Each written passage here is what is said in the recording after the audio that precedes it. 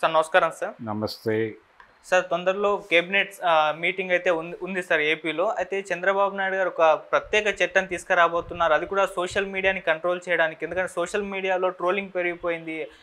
దీన్ని కంట్రోల్ చేయడానికి ఒక చట్టం వస్తే ఇది అదుపులో ఉంటుంది అన్న ఒక నిర్ణయం తీసుకున్నారని, తొందరలో ఈ సమావేశంలో కూడా దీన్ని గురించి చర్చ రాబోతుందని చెప్పేసి వార్తలు అయితే వైరల్ అవుతున్నాయి సార్. మరి ఈ ప్రత్యేక చట్టం ఏ విధంగా ఉండబోతుందని మీ ఒపీనియన్ సార్, ఏమేమి చెప్తారు దీని గురించి? సోషల్ మీడియా మాకు అనుకూలంగా పనిచేయాలా? సోషల్ మీడియా మా మీద విమర్శిస్తే మేము తట్టుకోలేం. సోషల్ మీడియాలో భావ ప్రకటన స్వేచ్ఛ ఉంది కాబట్టి దాన్ని ఆసరా చేసుకుని మీరు మా మీద దాడి చేస్తే ఒప్పుకోం అనేది చెప్పడం కోసం చట్టం తేవాలని ప్రయత్నం చేస్తున్నాడు ఆయన. అంటే మిమ్మల్ని ఎవరు మాట్లాడకూడదు, మిమ్మల్ని విమర్శించకూడదు, కానీ మీరు మాత్రం ఎవరి మీదైనా ఏ పద్ధతిలోనైనా దాడి చేస్తారు. అంటే ఇక్కడ సోషల్ మీడియా ఒకటే కాదు, తెలుగుదేశం పార్టీకి చెందినటువంటి ఆంధ్రజ్యోతి, ఏబిఎన్, అలాగే ఇంకా ఉన్నటువంటి ఛానల్స్, ఈనాడు ఉంది, TV5 ఉంది, ఇవన్నీ కూడా వాళ్ళు మార్కెట్లోకి పంపు చేస్తున్నటువంటి వార్తలు ఏ మేరకు నిష్పక్షపాతంగా ఉన్నాయో కూడా చూడాలి. ఇప్పుడు అందులో ప్రసారమైనటువంటి ఒక కథనమే కదా పోసానిని రెచ్చగొట్టి ప్రెస్ మీట్ పెట్టించింది. TV5లో ఒక సోలో యాంకర్ షో ఒకటి ఉంటుంది. ఆయన ఒక డాక్యూ డ్రామా లాంటిది చేస్తాడు అక్కడ. ఆ డాక్యూ డ్రామా డిజైనింగ్లో పోసానిని తీసుకుని పోసానిని టార్గెట్ చేసి నడిపాడు అది. అలాగే వర్మ గురించి రాసిన సందర్భాల్లో ఇలా ఇతరుల గురించి, భారతి గారి గురించి, అవినాష్ రెడ్డి గురించి ఎన్ని వార్తలు సర్క్యులేట్ చేశారు వీళ్ళు. అలాగే జరిగిపోయినటువంటి అంటే వెళ్ళిపోయినటువంటి రాజారెడ్డి మీద ఎన్ని కథనాలు ప్రచారం చేశారు.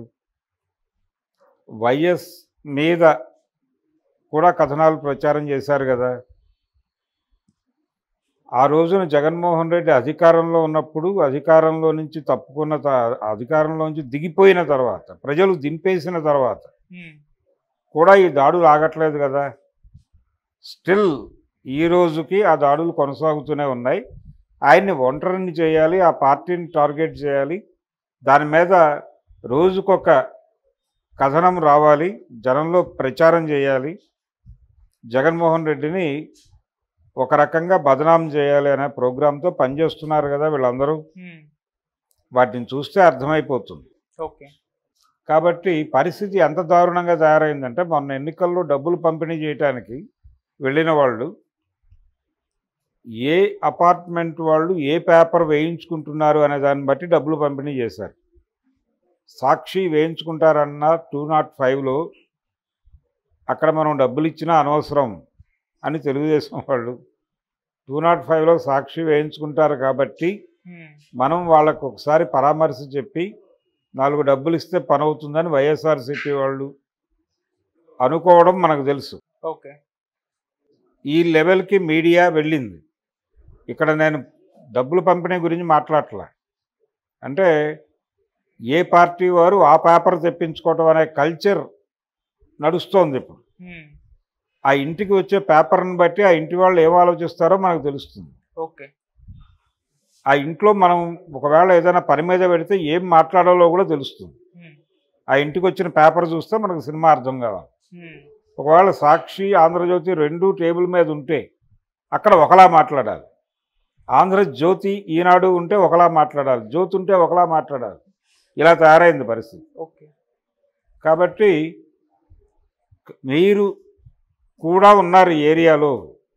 చంద్రబాబు గారు గుర్తించాల్సింది ఏంటంటే, చట్టం తీసుకొచ్చేటప్పుడు వారు కూడా చేసింది అదే. వారికి కూడా సోషల్ మీడియా సైన్యం ఉంది. సోషల్ మీడియా మాఫియా కలదు. లేదు అని చెబితే అది బుకాయింపు, బూటకం మాత్రమే. అన్ని పార్టీలకి ఉంది, భారతీయ జనతా పార్టీకి కూడా బలంగా ఉంది. కాంగ్రెస్కి కూడా ఉంది. ఇందులో చాలా ఎఫెక్టివ్గా పనిచేసే సోషల్ మీడియా సైన్యం mafia Bharatiya Janata party. Social మీడియాలో ఎవరైనా సరే, యూట్యూబ్లో ఎవరైనా సరే వాళ్ళ అభిప్రాయాలకు వ్యతిరేకమైన వీడియో మాట్లాడితే ఇమ్మీడియట్గా రంగంలోకి వచ్చి బెదిరింపులు మొదలైపోతాయి. మీరు మాట్లాడిన అంశం మీద వాళ్ళు వందలాది పేజీల తప్పుడు ఇన్ఫర్మేషన్ని డంప్ చేస్తారు. అక్కడ అధికారిక సమాచారం అనే పేరుతో డంప్ చేసి ఆ పోస్ట్ పెట్టిన వాడిని రెడిక్యూల్ చేస్తారు. ఇది నడుస్తోంది. ఓకే.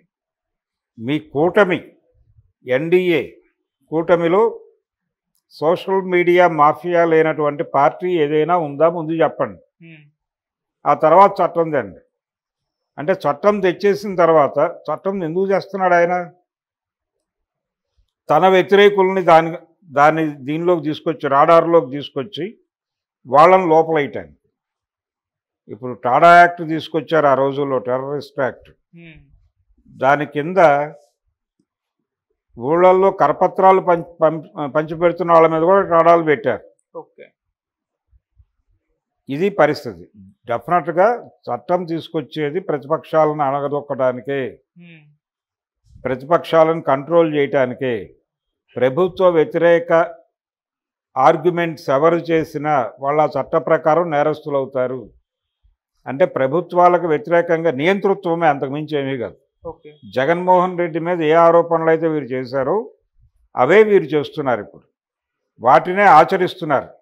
జగన్మోహన్ రెడ్డి ఏం చేశాడో వీళ్ళు అదే చేస్తున్నారు. కాబట్టి భిన్నమైన పాలన అనేది బ్రహ్మ. ఓకే. వీరు చేసేది ఏమిటో వారు చేసింది అదే. వీరు చేస్తే శృంగారం అని వీరు అనుకుంటున్నారు. ఆ రోజున వారు కూడా అదే అనుకున్నారు, వారు చేసేదే శృంగారం అని. అప్పుడు వీరు చేసేది వారికి వేరేలా కనిపించింది. ఇప్పుడు వీళ్ళకి ఆయన చేసేది వేరేగా కనిపిస్తోంది. అంతే తేడా. ఈ ముసుగులో ప్రభుత్వం మీద ఎవరు విమర్శించినా వాళ్ళు ఈ రాడార్లోకి వస్తారు. ఇప్పుడు జగన్మోహన్ రెడ్డి ఒకడే టార్గెట్ కాదు. ప్రజాక్షేత్రంలో ఎవరు ప్రభుత్వానికి వ్యతిరేకంగా మాట్లాడినా వాళ్ళని కార్నర్ చేసి వాళ్ళని తీసుకెళ్లి కేసులు పెట్టి లోపలేయటానికి ఈ చట్టం. భావ ప్రకటన స్వేచ్ఛ మీద ఉక్కుపాదం మోపడం తప్ప మరొకటి కాదు ఇది. కాబట్టి చంద్రబాబు నాయుడు గారికి ఇది కొత్త కాదు, అలవాటే ఆయనకి.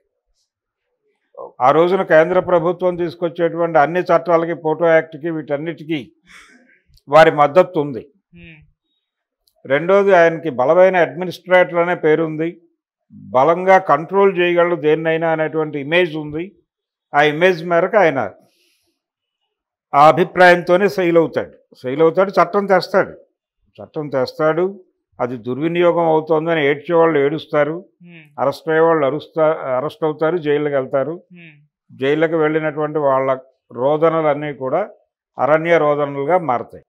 ఓకే. ఆ తర్వాత వచ్చినటువంటి పార్టీ